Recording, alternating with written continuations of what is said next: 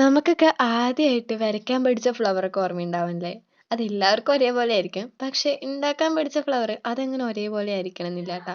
അപ്പോ പറഞ്ഞു വന്നത് ഞാൻ ആദ്യമായിട്ട് എൻ്റെ ലൈഫിൽ ഉണ്ടാക്കിയ ഒരു ഫ്ലവറാണ് ഞാൻ ഇന്ന് ഉണ്ടാക്കാനായിട്ട് പോകുന്നത്. അതായത് ഞാനൊരു 2ലോ 3ലോ ഒക്കെ പഠിക്കുന്ന ഒരു സമയം. നമ്മുടെ വർക്ക് എക്സ്പീരിയൻസ് ടീച്ചർ അന്ന് ഉണ്ടാക്കാൻ പഠിപ്പിച്ചത് തോണിയും സാധനങ്ങളൊക്കെ ആയിരുന്നു. അപ്പോ എൻ്റെ ഏട്ടൻ 5ാം ക്ലാസ്സിലായിരുന്നു ട്ടാ. നമ്മളൊക്കെ ചെറിയ കുട്ടികളായോണ്ട് ഈ ഫ്ലവേഴ്സ് ഉണ്ടാക്കുന്നതൊന്നും അവർ പറഞ്ഞു തന്നില്ല.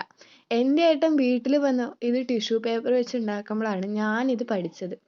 അപ്പൊ പറഞ്ഞു വന്നത് ഇതെനിക്ക് എൻ്റെ ഏട്ടൻ പഠിപ്പിച്ചു തന്ന ഒരു ഫ്ലവറാണ് ട്ടോ. അങ്ങനെ ഞങ്ങളുടെ സ്കൂളിൽ 5ാം ക്ലാസ് കുട്ടികൾക്ക് പഠിപ്പിച്ചു കൊടുക്കണ ഫ്ലവർ 3ാം ക്ലാസ്സുകാരിയായ ഞാൻ പഠിച്ചു. അങ്ങനെ ഞാനിത് മൊത്തം എൻ്റെ ക്ലാസ്സിൽ പോയി പാട്ടാക്കി. ക്ലാസ്സിൽ പാട്ടാക്കിയ സാധനം സ്കൂൾ മൊത്തം പാട്ടായി. 4ാം ക്ലാസ് കുട്ടികൾ വരെ എൻ്റെ ക്ലാസ്സിൽ വന്നിട്ട് എന്നെക്കൊണ്ട് ഈ ഫ്ലവേഴ്സ് ഉണ്ടാക്കിപ്പിച്ചു. അതിന് എനിക്ക് കിട്ടിയ പ്രതിഫലം ചോക്ലേറ്റ്സോ അല്ലെങ്കിൽ കുഞ്ഞു കുഞ്ഞു ഗിഫ്റ്റൊക്കെ ആയിരുന്നു ട്ടോ. അന്നായിരുന്നു ഞാൻ പിന്നെ എൻ്റെ ഉള്ളിലെ കലാബോധം തിരിച്ചറിഞ്ഞതും പിന്നെ എന്നെ പിടിച്ചാൽ കിട്ടാത്ത അവസ്ഥയായിരുന്നു. എന്താണെന്നറിയോ? ടീച്ചേഴ്സൊക്കെ കൊണ്ട് എന്നെ വർക്ക് എക്സ്പീരിയൻസിൽ മേളകളിൽ ഒക്കെ ചേർത്തുമായിരുന്നു. അന്ന് അത്യാവശ്യം നന്നായി പാട്ട് പാടുന്നതുകൊണ്ടും അതിനും ഉണ്ടായിരുന്നു.